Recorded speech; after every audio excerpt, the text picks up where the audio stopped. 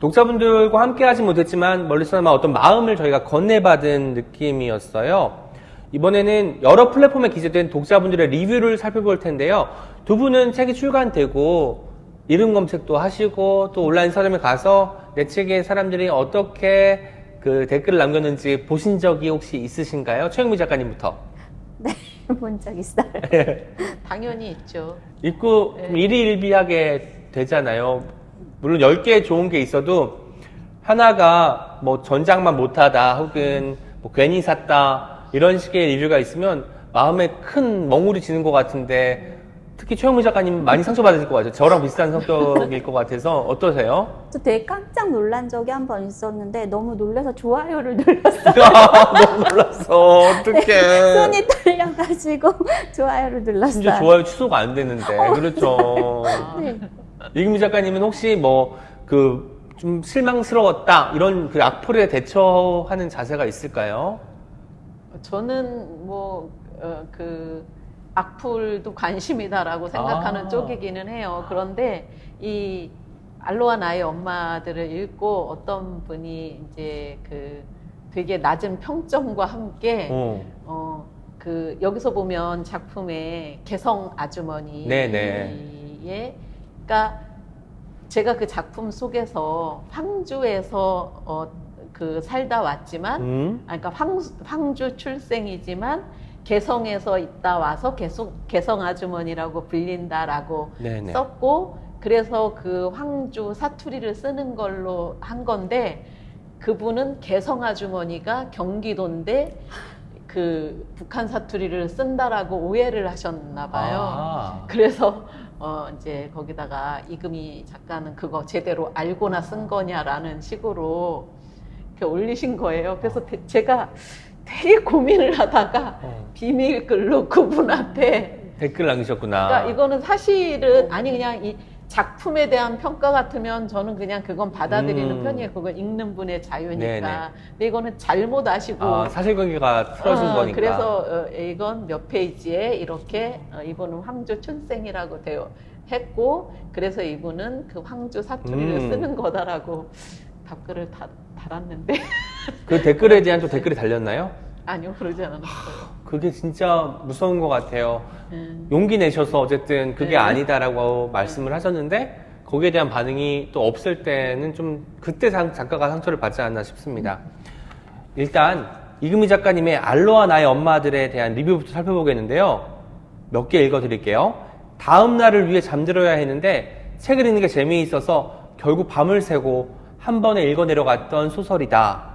그리고 최근에 읽었던 책들 중 가장 빠르게 읽어내려갔다. 가볍게 술술 읽힌다. 그리고 청소년 문학으로 출간되었지만 어른들에게도 생각할 거리가 참 많은 책이다라는 리뷰도 있었고요. 저는 이런 리뷰가 특히 기억에 남더라고요. 종종 내가 살고 있는 터전을 회피 삼아 떠나고 싶던 때가 있었는데 이 책을 읽으면서 나에게 과연 이 현장을 버리고 떠나버릴 용기가 있는지조차 궁금해졌다라는 리뷰가 있었거든요. 작가님이 18살의 버들이라면 하와이에 가셨을까요? 글쎄요. 저도 이 작품을 쓰면서 그 사진 신부들에 대한 자료들을 이렇게 공부하면서 정말로 이분들은 용기 있는 분들이었구나. 사실 우리는 뭐 전학만 가도 뭐 동네 이사만 가도 사실은 좀 낯설고 어색하고 맞아요. 이런데 대단하다고 생각됐고 지금의 저라면 갈 것 같은데 저의 18살 때를 생각하면 용기를 낼 수 있었을까 싶어요. 지금 그냥 지금 제가 가지고 있는 생각이라면 갈 것 같아요. 그런데 그렇습니다. 우리 다 상상 속으로는 다 용기 있는 사람들이잖아요. 저라도 하와이로 떠났을 것 같은 생각이 들어요. 여성들이 주인공인 이야기라 여성에 관한 리뷰도 참 많았어요. 한 독자는 버들과 홍주, 송화 이 3인방을 보면서 여성인 독자로 하여금 배우고 싶은 만큼 배우고 꿈과 미래를 스스로 그려볼 수 있게 했다는 점에서 굉장히 많은 자극을 받았다고 해요. 현세의 여성으로서 어떤 삶을 살아나가며 어떤 미래를 그려보아야 할지 고민해 봐야겠다라는 리뷰를 남겨주셨는데요. 이 독자님께 작가님께서 응원의 한마디를 보내주시면 좋겠습니다.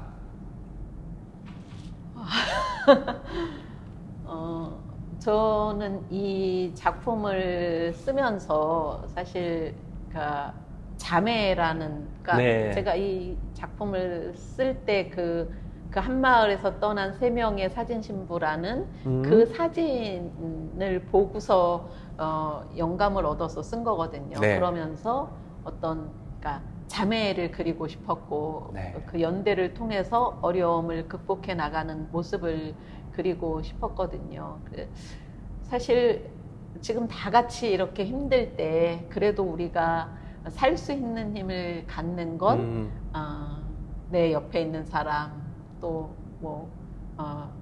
좀 멀리 있더라도 그동안 안부를 전하지 못했던 사람들과 뭔가 마음을 나누면서 이렇게 나아갈 수 있다고 생각을 네. 하거든요. 그래서 또 이렇게 힘든 시간이 언젠가는 또 지나가겠죠. 네. 그때를 생각하면서 내 주변을 다시 한번 좀 돌아보고 또 그들과 이렇게 같이 마음을 나누고 손을 잡으면 좀 위로가 되고 용기가 생기지 않을까 싶습니다.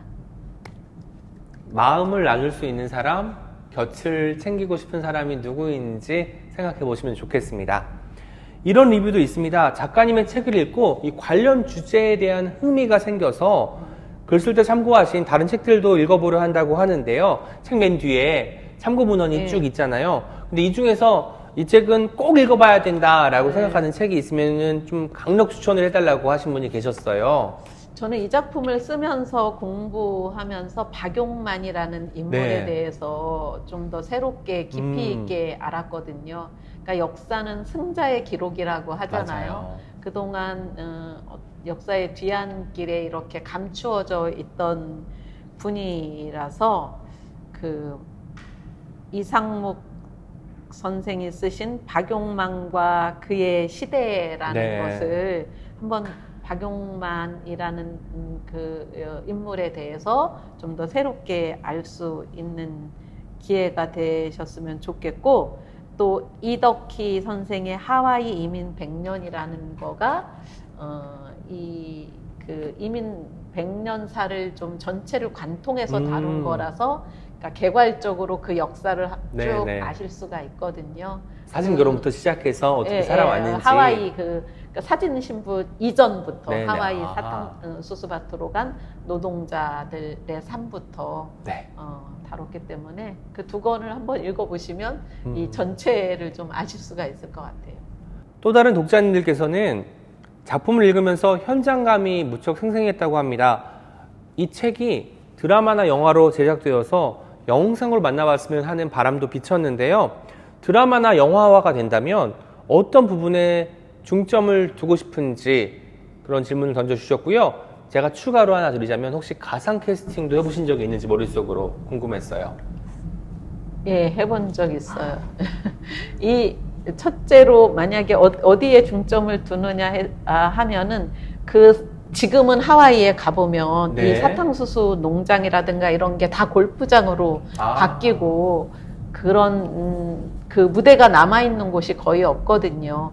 그래서 그 광활하면서도 그 황막한 어떤 그 사탕수수 농장이라는 걸 잘 재현했으면 좋겠어요. 그리고 농장을 주변으로 형성되었던 노동자들의 숙소인 그 캠프들이라든가 그런 것들을 잘 이렇게 했으면 일단 무대를 잘 구현했으면 네네. 좋겠고요.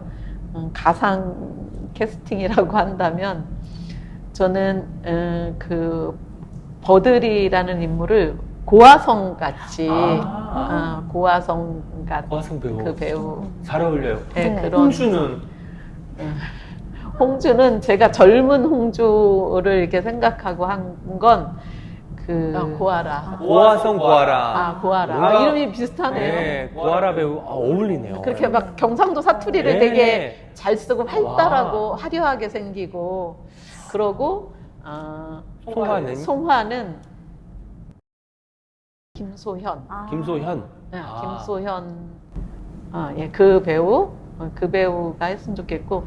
근데 이게 재미있는 게 그 태환이라는 인물을 네네. 저는 김강호라는 그 배우를 네네. 생각하면서 그렇게 생겼을 거다라고 생각하고 썼는데 그런 얘기를 한 적이 없는데 이 편집자랑 만나서 이 이제 교정 보고 막 이러는 도중에 자기는 이 태환이를 보는데 자꾸 김강호라는 배우가 생각난다는 거예요. 그래서 제가 막 흥분해가지고 나랑 똑같다고. 그랬던 뭐 그 정도 더 많은 인물들 다 이렇게 생각했지만 그 부산 아지매를 그릴 때는 이정은 배우를 이정은 배우님, 아이고 너무 잘 어울리네요. 막 머리에 떠올리면서 썼어요. 뭔가 제가 질문을 하고도 답변을 들으니까 그 소설 속에 등장하는 분들은 하와이에 갔지만 또 다도 인물이 출중하신지 그런 사람들은 마치 하와이에 갈 수 있었던 것 같은 생각이 들기도 하네요. 약간 씁쓸해졌지만 그래도 너무 이런 상상만으로도 유쾌한 어떤 경험을 주셔서 기쁩니다. 네. 여기까지 이금희 작가님 리뷰를 살펴보고 왔습니다. 이야기 나눠주신 이금희 작가님 감사하고요. 이번에는 최영미 작가님과 함께 리뷰를 읽고 이야기 나눠보겠습니다. 최영미 작가님의 소문 바이러스는 아무래도 장편 동화로 출간되었고 이 동화다 보니까 어린이들이 많이 주독 차증이 될 텐데요. 그래서 아이들의 어떤 리뷰를 많이 찾아보게 되었어요. 그리고 리뷰가 훨씬 더 순수합니다. 전남 여수에 있는 한려초등학교 3학년 학생의 리뷰를 살펴볼게요. 코로나 바이러스도 두렵지만 소문은 더 무서운 것 같다. 코로나는 현미경으로 보면 보이긴 하지만 소문은 보이지 않기 때문이다. 정체 모를 소문은 끝내는 우리를 파괴시킬 수도 있다. 그래서 어른들이 가짜뉴스를 걱정하시는 거 아닐까? 소문 따위로 우리가 파괴되면 안 되니까 헛소문을 퍼뜨리지 말고 진실의 귀를 기울여야 한다라고 말했어요. 너무 멋지지 않나요? 네. 초등학교 3학년이래. 어른보다 더 잘 거의 썼네요. 무슨 문학평론가 수준의 리뷰를 남겨주셨는데요. 작가님의 집필 의도를 굉장히 명확하게 파악하고 계신 게 아닌가 싶습니다. 작가이자 어른으로서 진실에 귀를 기울이려면 어떻게 해야 될까요? 그 무수한 많은 정보 속에서, 그 소문들 속에서 진실에 귀를 기울이려면 우리가 어떻게 해야 되죠? 전 팔랑귀여가지고. 내가 진심이면 되지 않을까요? 내가 어떤 목적이나 내 마음 자체가 그런 게 있으니까 그런 쪽으로 들리는 게 아닌가. 그런 생각, 내가 듣고 싶은 얘기들을 듣게 되는 거 아닌가. 이런 생각도 조금 들더라고요. 진실에 가닿기 위해서는 진심으로 가닿아야 된다. 원론적이지만 굉장히 뼈가 있는, 울림이 있는 답변이었습니다. 다음으로 강원도 원주 중앙초등학교 5학년 학생의 리뷰입니다. 소문은 좋은 소문도 있지만 거의 다 나쁜 소문을 낼 때가 많다. 그래서 소문은 무섭기도 하지만 잘만 사용하면 왠지 부자가 되거나 슈퍼스타가 될 수 있기 때문에 그렇게 무섭지만도 않은 것 같다. 라는 리뷰를 남겨줬어요. 어떻게 생각하시나요? 소문으로 부자가 되거나 슈퍼스타가 될 수 있을까요? 소문에 그 악영향이 아니라 순영향이 있다면 뭐가 있을까요? 순영향이요? 이렇게 순영향에 대해서는 잘 생각을 안 해본 것 같아요. 악영향만 생각해보고 소문은 왠지 부정적 어감으로 자꾸 사용이 되고 우리 서동요 때부터 뭔가 소문을 내서 의도한 거대로 내가 뭔가를 이렇게 얻으려고 만들어내는. 그러니까 제가 오은 시인님은 너무 멋있고 착해요가 소문이 아니잖아요. 아니 소문이다. 소문으로 부족해서 진실이죠. 아니 진실도 아니고 이게 지금 거짓을 유포하시면 곤란합니다. 허위사실 유포가 얼마나 큰 문제인데. 네, 죄송합니다. 아무튼 이게 그러니까 소문을 내서 내가 뭔가 이루고자 하는 바가 있으니까 소문이 나는 거지. 미담이 소문처럼 가나요? 미담은 네. 소문처럼 퍼지지는 않는 것 같아요. 네. 그러고 보니까 그냥 조용히 네. 그리고 이제 너무도 퍼뜨리면 주변 사람들이 혹시 질투를 하거나 악의를 품을 수 있으니까 더 조용히 가는 것 같은데 그 나쁜 소문, 괴소문 이런 거는 정말 일파만파 퍼져나가는 속도도 빠른 것 같고 그 루트도 굉장히 다양한 것 같아서 걱정이 듭니다. 그럼 저희가 그 중앙초등학교 5학년 학생에게는 답변을 제대로 못한 것으로 반성하겠습니다.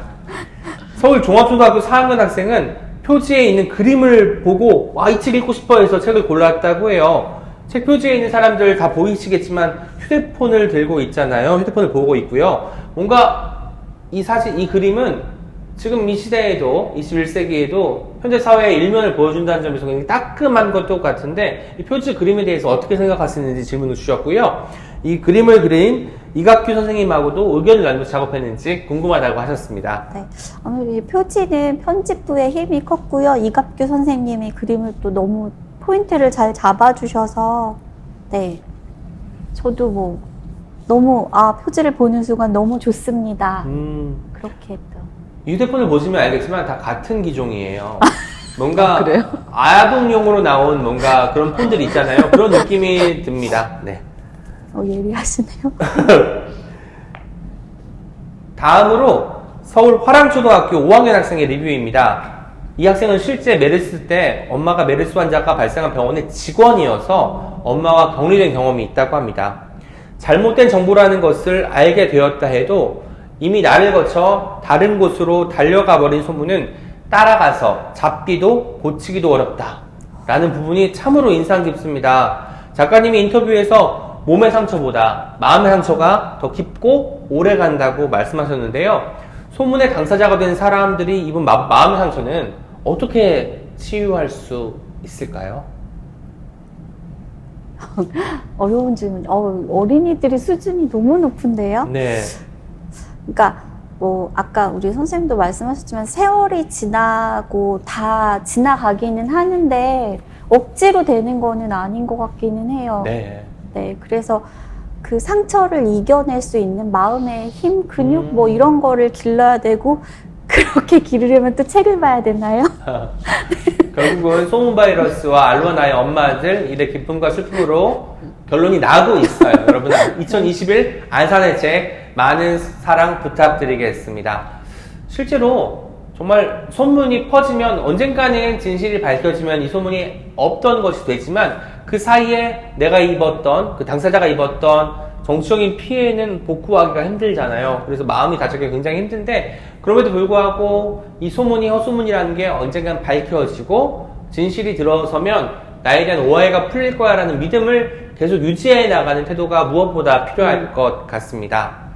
이 밖에도 재미있는 리뷰가 참 많았는데요. 작가님들과 이야기 나누지 못해서 좀 아쉽습니다. 함께 리뷰를 이렇게 읽고 들은 시간이 어떠셨나요, 두 분?